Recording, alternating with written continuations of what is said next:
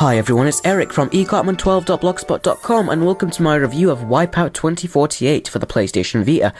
Now, unlike my previous game reviews for the Vita, this game is not a demo, it is in fact the full game. Now, WipeOut 2048 is graphically the best launch title for the system before Uncharted Golden Abyss. The graphics are absolutely amazing. The graphics are a different style when compared to Uncharted, as Uncharted has a cartoonish look and some textures where the graphics look real, whereas WipeOut 2048 has a more realistic graphics tone. As you can see, the tracks, ships and city that you can see in the background look so detailed and beautiful that the game actually looks very real. So that is very impressive to see from a launch title. Now let's talk about the gameplay. The whole point of WipeOut is that you drive these ships and be the first to get to the finish line.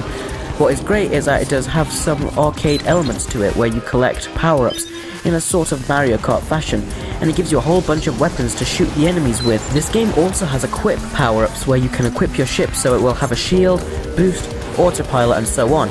The bad thing about these power-ups is that they only last for a few seconds, and I would have liked them to last a little longer. So overall the gameplay is really fun and is what you have come to expect from WipeOut. Now, I have not had much time to play this game because I only have the PS Vita for a certain period of time, and that is why you can see I have not beaten much levels. The game also gets progressively difficult very quickly, and I can't even imagine how hard it would be later on. So that is one of the downsides, that the game gets very hard very quick. Another bad thing, which could be a deal breaker, is that load times are horrendous.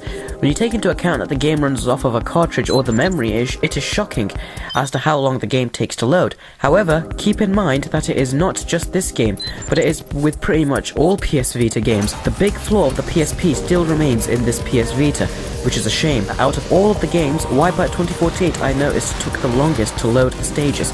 That's pretty much the only bad points for this game. The rest depends on whether this is your type of racing game. In my opinion, I am not too keen on this game because I prefer racing games where you use cars and crash into other cars, etc. The best racing game in my opinion is Burnout. I loved the PSP version and I would love to see that come to the Vita. However, this game is still a lot of fun. It's not worth the regular retail price. However, if you get the 3G plus Wi-Fi PS Vita from Vodafone, you will get this game free when you top up £5. Plus, you will also get 250 megabytes of data allowance over a 30-day period. So that is totally worth it if you want to pay the premium for the 3G model. So overall, I give WipeOut 2048 for the PlayStation Vita a 7 out of 10. This game will satisfy many fans of the WipeOut series, but for the rest of us you might want to wait for a racing game that is geared towards your personal liking. Well, that's my review of WipeOut 2048. Please stay tuned to my channel as my next video will be my full review of the PlayStation Vita.